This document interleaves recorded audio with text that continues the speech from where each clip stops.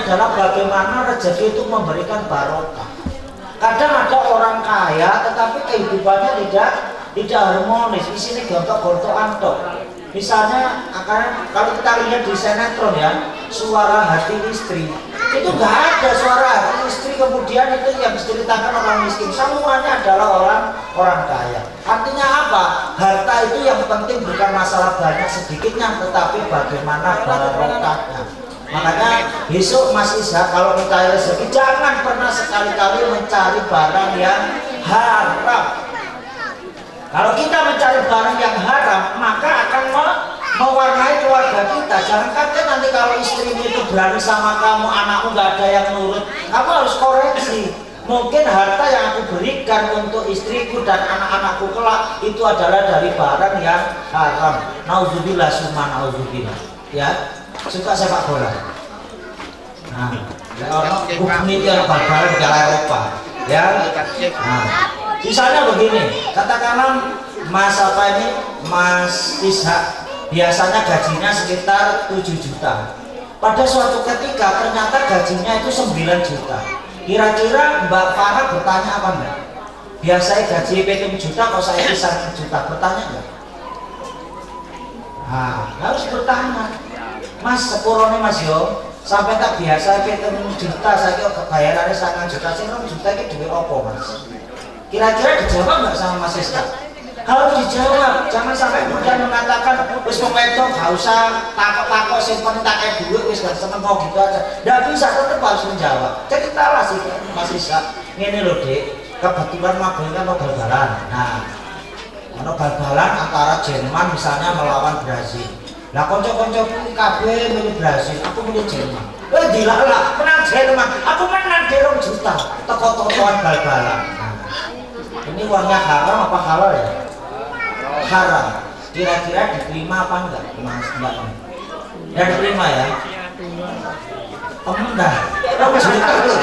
Kira 2 juta. Aku sih Bu. Cepat enggak ya? Tapi 2 juta ya? 2 juta.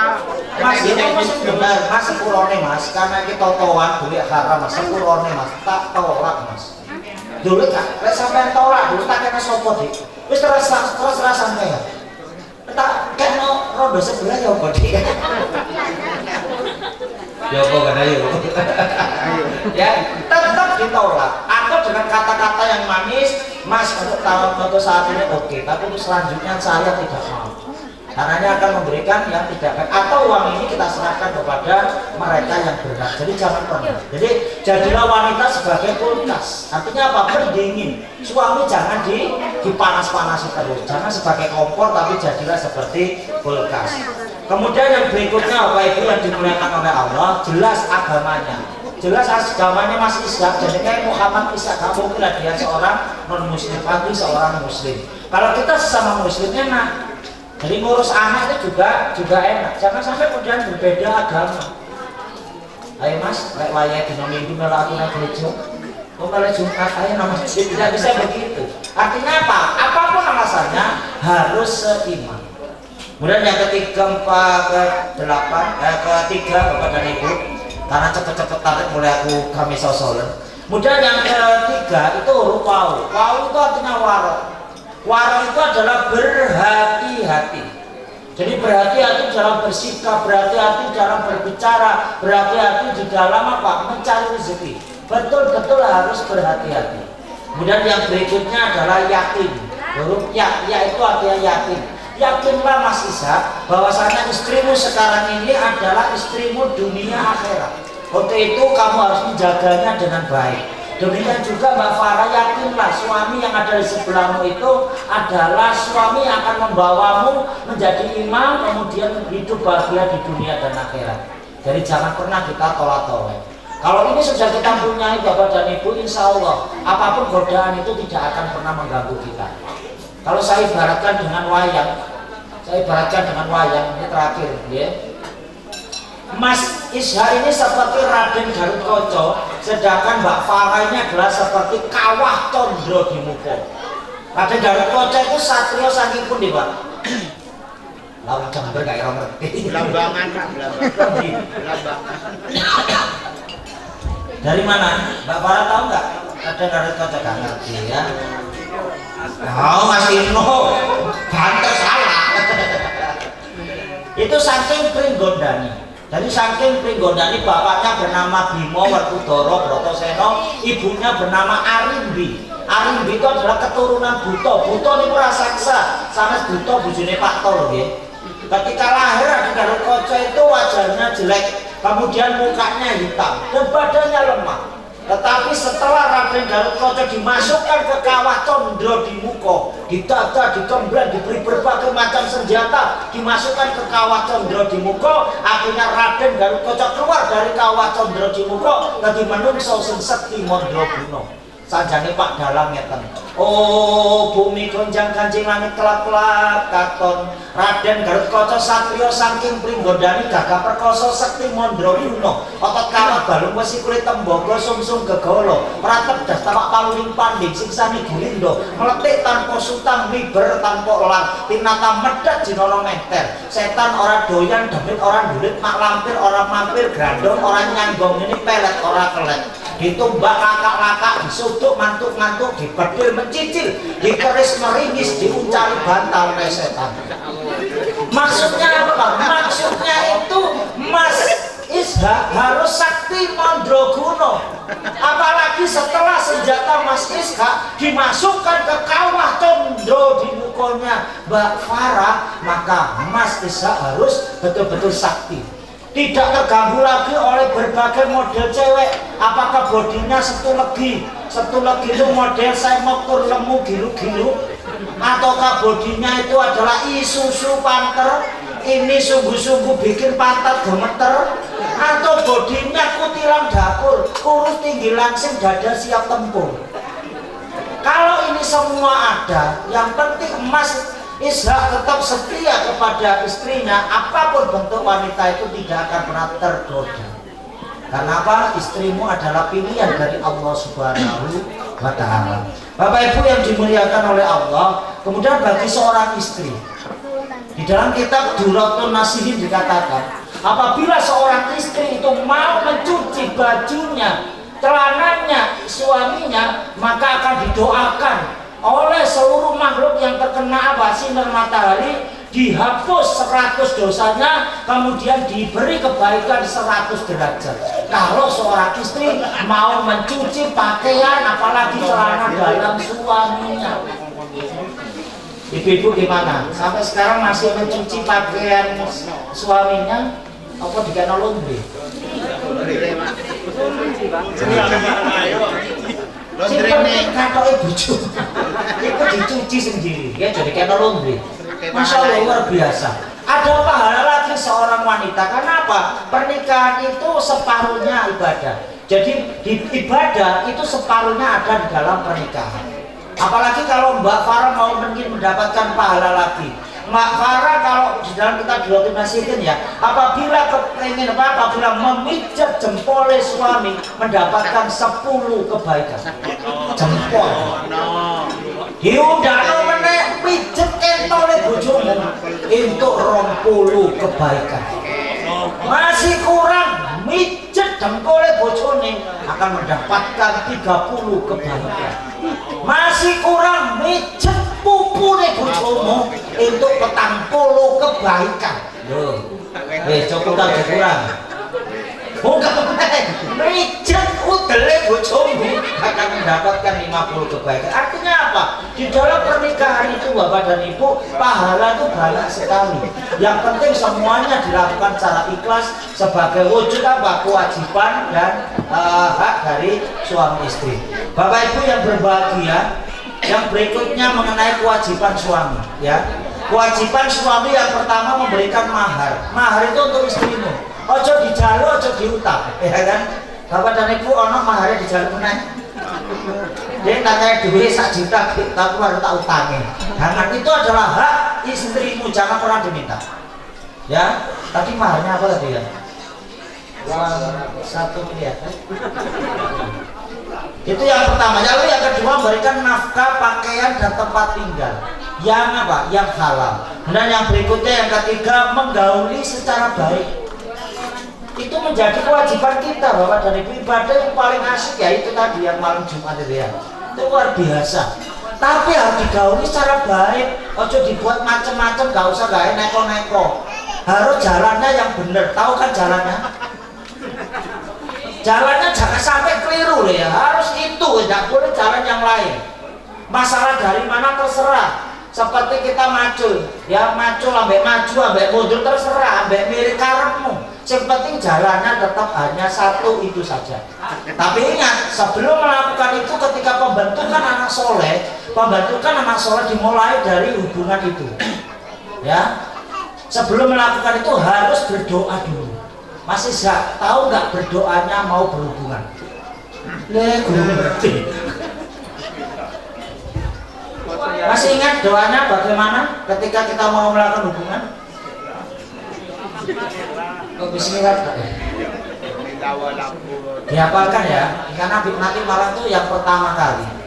Soalnya yang paling ditakuti oleh manten baru itu adalah martabak terang bulan. Paling ditakuti. Apa itu martabak terang bulan? Kepengen nabrak tapi datang bulan. Nah, itu seperti.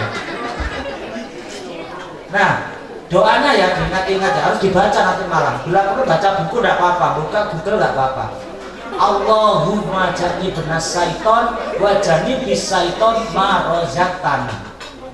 Lagi ya, Allahumma jani benas syaiton wa jani bis syaiton ma rozaqtana. Bismillahirrahmanirrahim. Aman setan gak teromel. Ya, seperti itu. Lihat Bapak Ibu ini. Gak tahu moco, ntar ada kewajiban. Bapak Ibu yang berbahagia, kemudian yang berikutnya yang terakhir, memberikan cinta dan kasih sayang. Jangan pernah memukul tanganmu kamu gunakan untuk memukul istrimu. Jangan pernah gunakan untuk memukul istrimu. Ketika urusan sudah selesai, nyambut gawe wis mari, gak usah nang warung kopi, langsung mulai.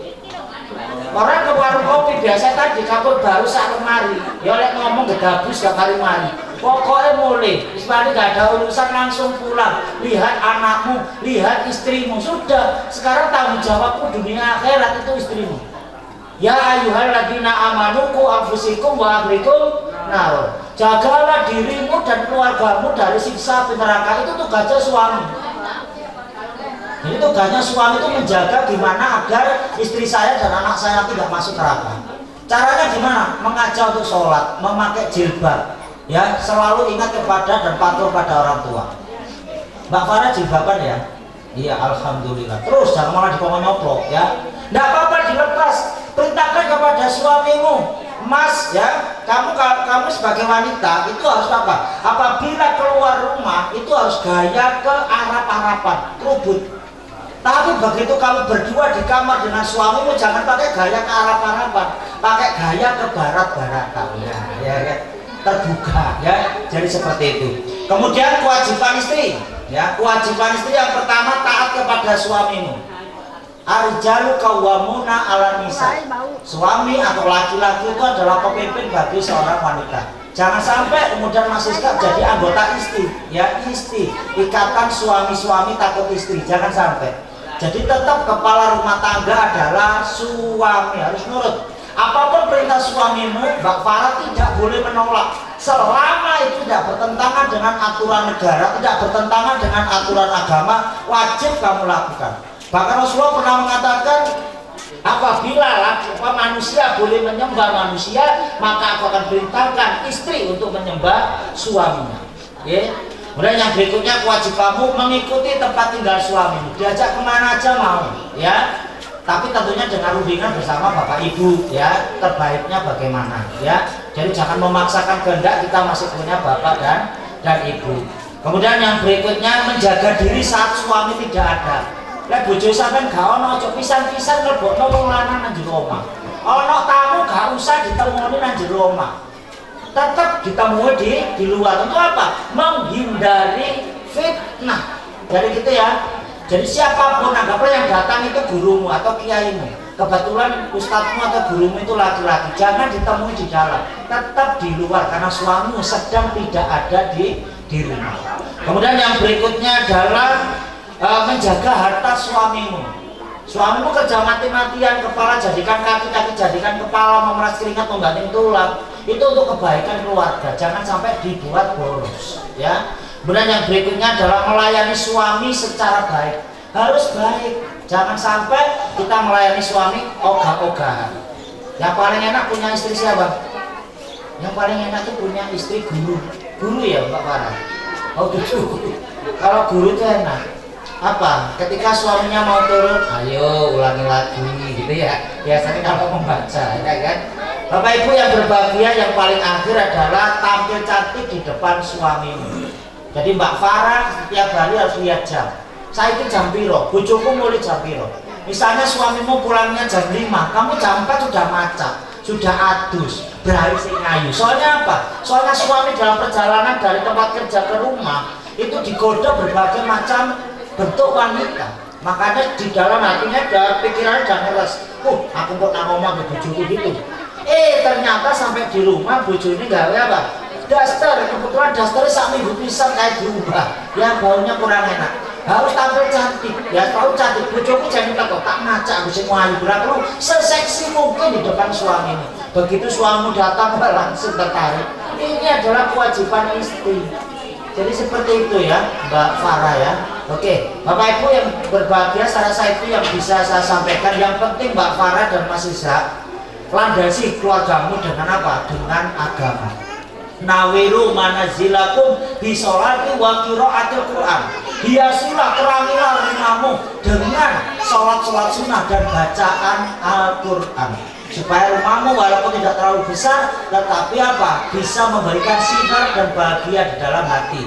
Akhirnya timbul yang namanya baiti janati, omahku yo surgaku. Sing penting apapun ketika kamu belum menikah ya Mbak Farah maupun Mas Ishak, ketika belum menikah, siapa sih suamiku, siapakah istriku, maka buka telinga lebar-lebar, buka mata lebar-lebar supaya kamu tahu informasi bojoku ini sapa sajane.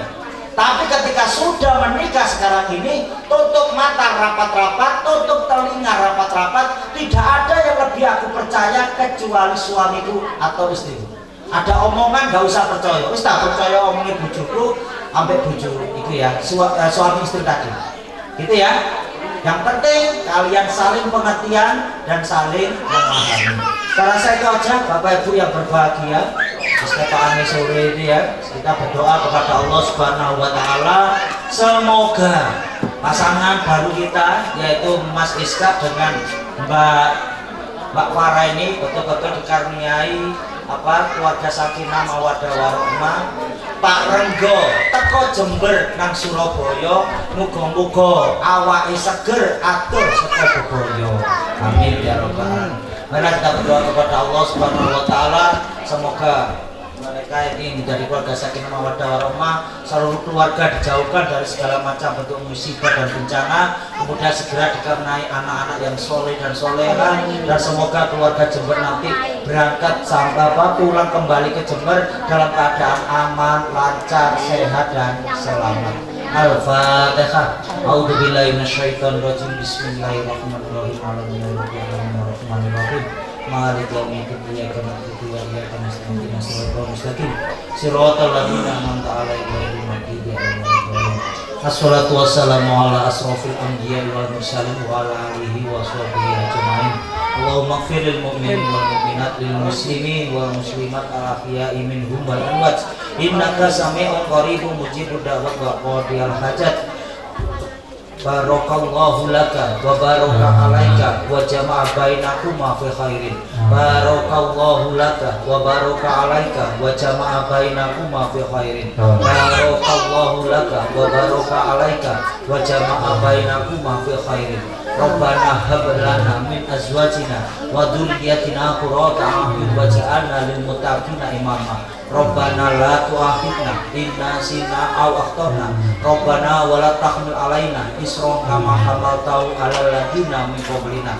Rabbana atina fid dunya hasanah wa fil akhirati hasanah wa qina adzabannar wa qina adzabannar ya Allah wa qina adzabannar. Subhana rabbika rabbil izzati amma yasifun wa salamun ala mursalin walhamdulillahi rabbil alamin.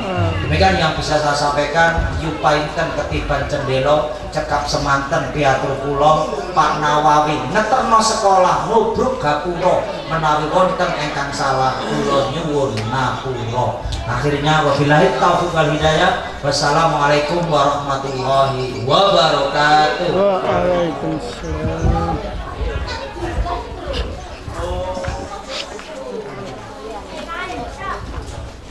Waalaikumsalam warahmatullahi wabarakatuh. Matur suwun Bapak.